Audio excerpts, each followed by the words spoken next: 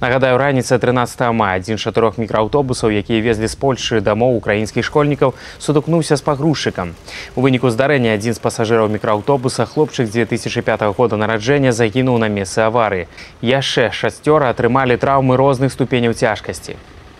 По предварительной информации, 42-летний гражданин Украины, управляя автомобилем Renault Master, совершил попутное столкновение с погрузчиком Амкадор. По предварительной версии, водитель автомобиля Renault Master совершил попутное столкновение из-за того, что отвлекся от управления. Дети были перевезены в Брестскую областную больницу. Один находится в тяжком стане и подключены до аппарата штучной вентиляции легких. У всех ребят травмы, связанные с повреждением головного мозга, ушибами мягких тканей, грудной клетки, живота и переломами. Скажем так, состояние стабилизировалось у всех более-менее. Поэтому мы сейчас предпринимаем дальнейшие меры по обследованию и по корректировке лечения.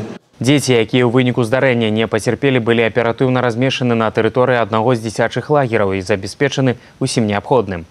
Таксама з імі працавалі псіхолагі. У панядзелак усе яны адправіліся дамоў. У Брэст жа прыбылі бацькі пацярпелых у аварыі дзяцей. Яны таксама атрымліваюць дапамогу як з боку дзяржаўных органаў, так і ад валанцёраў. Тым часам управлення следчага камітэта па Брэсцкай вобласці па факце здарэння узбуджана крымінальная справа.